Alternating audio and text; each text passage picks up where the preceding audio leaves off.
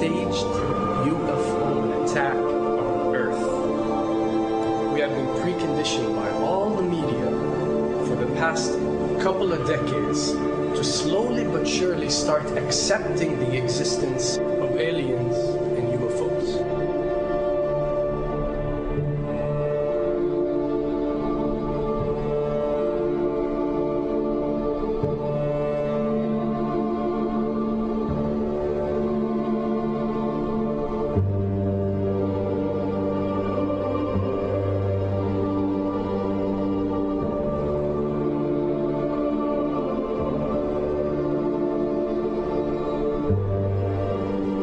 I can tell you right now that 99% of every UFO sighting that has ever taken place has actually not been an unidentified flying object, because this has always been military technologies.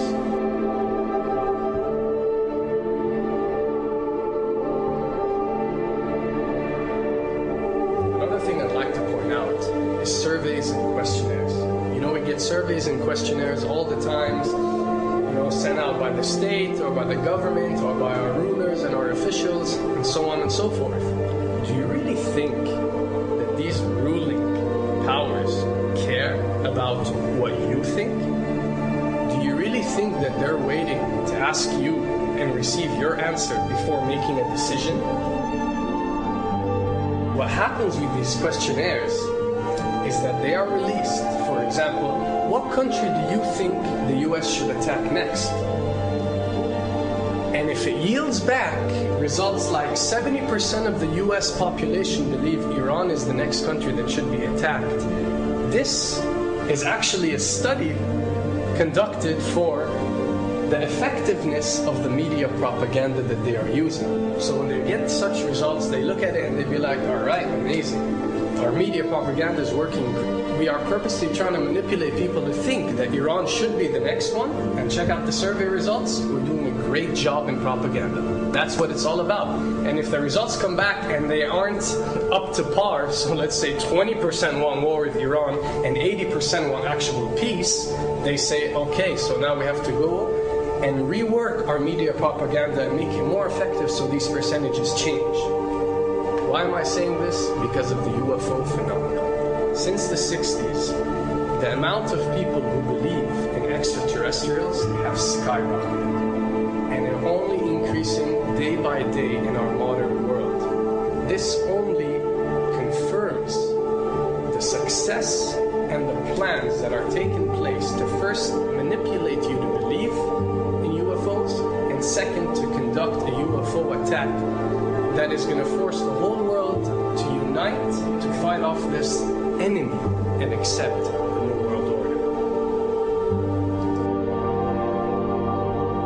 A former Canadian government official is warning we may be on the verge of intergalactic war, saying, quote, the Bush administration has finally agreed to let the military build a forward base on the moon, which will put them in a better position to keep track of the comings and goings of visitors from space, and to shoot at them if they so decide. I was introduced to the late Dr. Wernher von Braun in the U.S., the father of rocketry.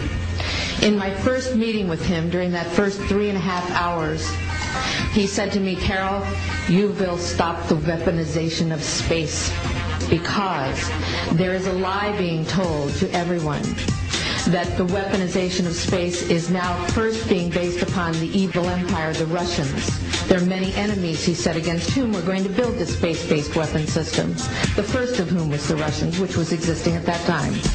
Then there would be terrorists. Then there would be third world countries. Now we call them rogue nations or nations of concern. Then there would be asteroids.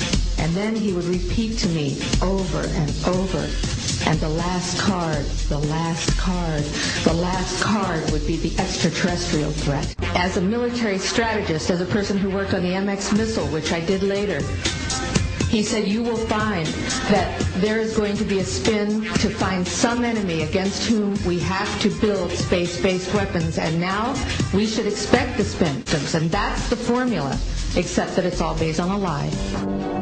A supersonic saucer. Called the Silver Bug, it was truly revolutionary. The plans show in detail a multi-jet engine craft that boasted amazing maneuverability and speed. It's an intriguing thought that this concept may tie in with the work of the German scientists who brought saucer technology to the US at the close of the Second World War. What was needed were certain cover stories. What do you do when people are spotting aircraft and then telling reporters that they've seen something very unusual flying out of an airbase in Nevada?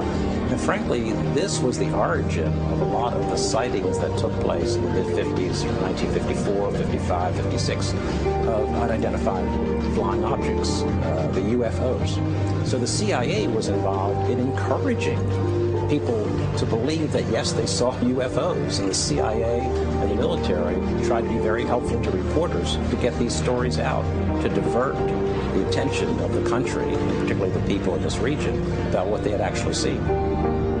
Mexican Air Force pilots capturing on videotape what are said to be 11, count them, 11 UFOs. The Mexican Air Force has released a video that some of you are going to find difficult to believe. A journalist says it shows images of UFOs tracking a Mexican military plane. So what's the truth about UFOs?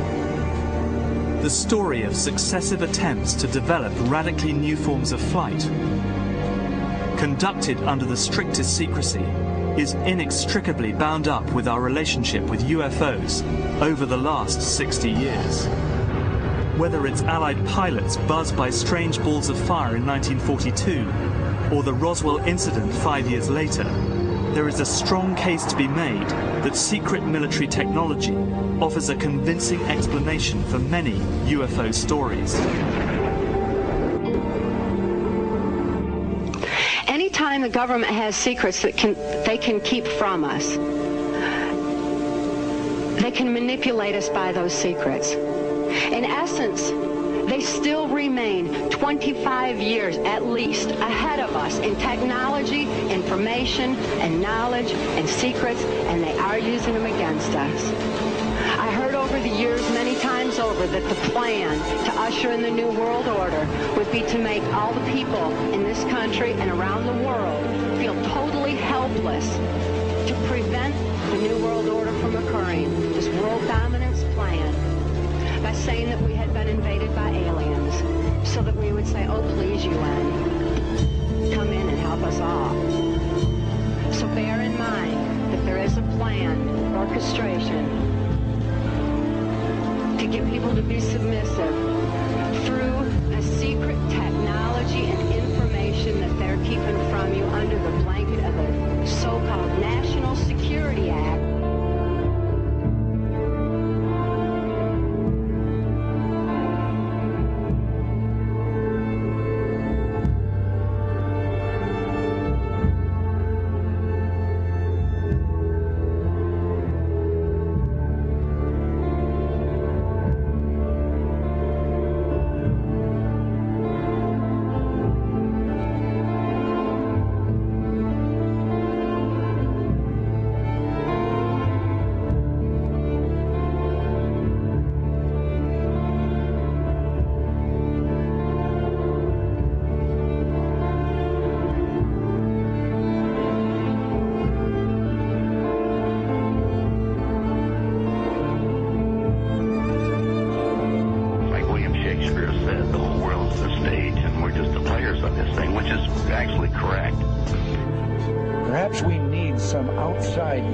Threat to make us recognize this common bound. I occasionally think how quickly our differences worldwide would vanish if we were facing an alien threat from outside this world.